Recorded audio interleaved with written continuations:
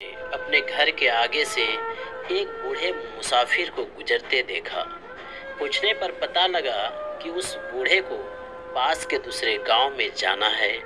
अंधेरा हो चुका था, इसलिए इब्राहिम ने बूढ़े से उस रात अपने घर में विश्राम करने के लिए कहा।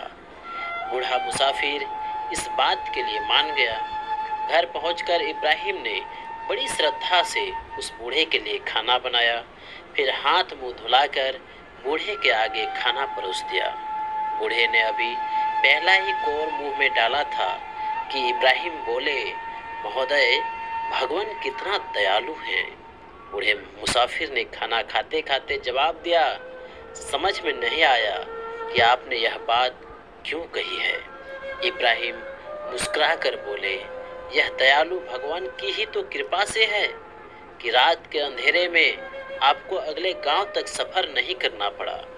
यदि कृपालु भगवान कृपा न करते तो आज रात आपको भूखे प्यासे धूल भरे रास्ते पर सफर करना पड़ता। आपको विश्राम करने के लिए सुंदर बिछौना नहीं बल्कि कोई पत्थर मिलता। बूढ़े मुसाफिर ने इब्राहिम की बातों से तनिक भी प्रभावित न होते हुए कहा, इसमें भगवान की कृपा का सवाल कहाँ है। यह तो मेरा भाग्य और आपका अच्छा स्वभाव है जिसके कारण मुझे ये सब प्राप्त हुए हैं। तो क्या आप यह नहीं मानते हैं कि आपको ये सभी सुविधा कृपालु भगवान की कृपा से उपलब्ध हुई है। इब्राहिम ने हैरान होते हुए पूछा, मुझे भगवान और उनकी कृपा में तनिक भी विश्वास नहीं। इंसान हर सुविधा अपनी मेहनत, अपने व्यवहार और कुछ हद तक अपने भाग्य से प्राप्त करता है। बूढ़े मुसाफिर ने हंसते हुए जवाब दिया। इब्राहिम को इस बात से बहुत गुस्सा आया।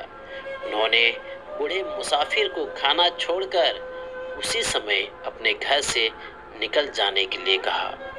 बूढ़ा मुसाफिर हैरान सा इब्राहिम की ओर देखते हुए उनके घर से निकल गया। बाहर काफी अंधेरा था।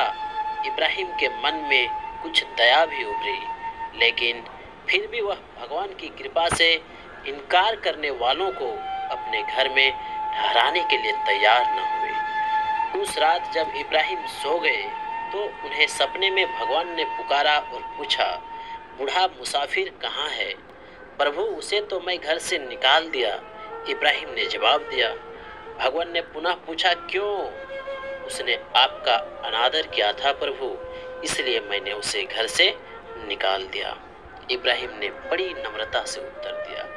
इब्राहिम, वह बूढ़ा पूरे 100 साल से मेरा अनादर कर रहा है, लेकिन मैंने उसका कभी अहित नहीं किया। तुम उसे एक दिन भी नहीं सह सके।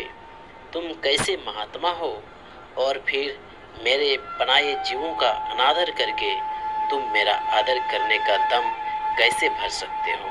भगवान ने कहा और गायब हो गया। आज पहली बार इब्राहिम को भगवान की अहेतुक दयालुता का एहसास हुआ।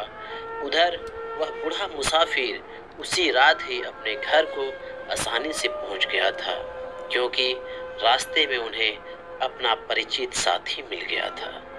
ऐसी कहानी के लिए इस यूट्यूब चैनल को सब्सक्राइब जरूर